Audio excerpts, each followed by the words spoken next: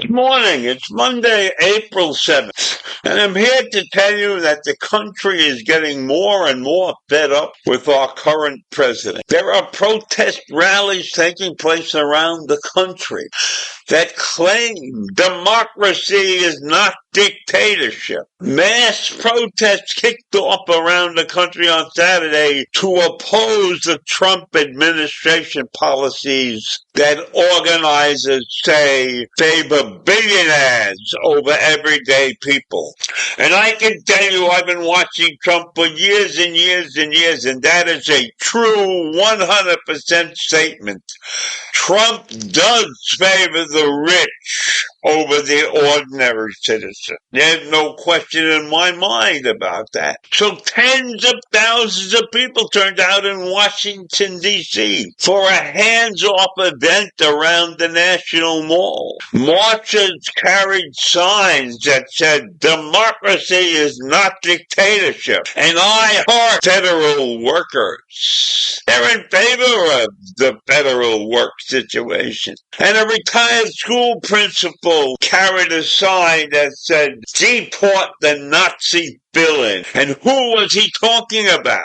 The government of our country. He said, "I'm 82 years old and I have been protesting since the 60s. The Vietnam War, civil rights, the ERA. I know how protests work. I am appalled with the state of affairs in the United States." And there was another couple that drove 2 hours from their home with their 18-year-old son to protest. Trump is bringing us together, they said. Yes, bringing them together to protest against him and his ideas for how this country should run. And these people are not regular protesters, but this is a situation that they felt they had to come out and speak up. There are nationwide protests going on, coordinated by a coalition that included unions as well as progressive groups. And they're focused on protecting Social Security, protecting Medicaid, and protecting other essential programs. That's what the organizers of these protesters said. And President Trump and his ally Elon Musk are taking everything they can to get their hands on and daring the world to stop them. That's what the group's website said. "We're taking to the streets nationwide to fight back against the message that Trump and Musk are handing out. And our message is hands off." And if we look at this, since his return to the White House, Trump has concentrated on shrinking the labor force. He appointed Musk, a billionaire and the chief executive of Tesla, to trim government spending through the Department of Government Efficiency. And Musk loved his work. He went quick to shake up and slim down the federal agencies, and this has drawn a string of legal challenges. There's been a restraining order in March that temporarily blocked the DOGE workers from accessing the Social Security Administration systems.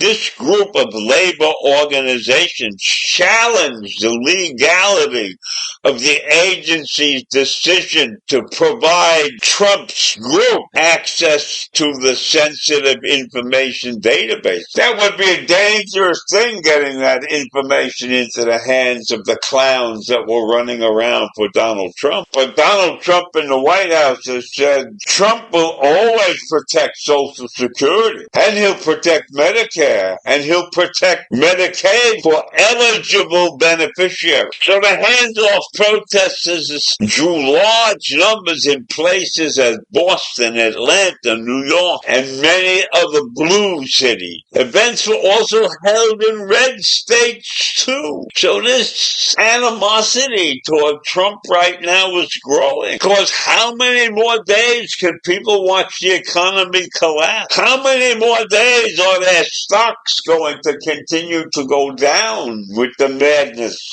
that Trump has created? So Trump issued new tariffs that took effect on Saturday. And the 10% tariffs that Trump announced this past week apply to nearly all the nation. And that caused the Wall Street crash. I call it a crash. Not a total crash, but it erased $6.6 trillion in stock market value. So if that's not a crash, I don't know what it is. It's more than a bump in the road, and it's not going to be easy to come back from this economic revolution. So we have to watch out for what Trump is doing. These policies are going to hurt the future of this country. Graduate admissions have been slashed in many universities because Trump has made major cuts to agencies like the National Institute of Health. He's cutting money that is needed to further the higher education in this country. Does he think it's a good thing to slash those kind of funds?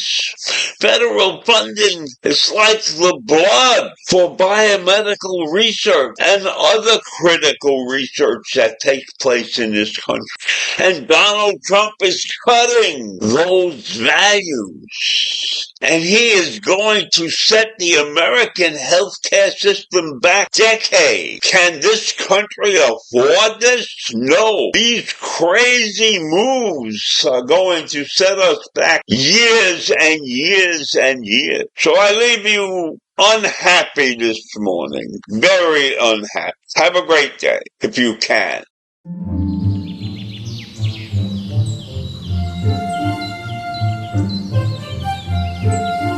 Thank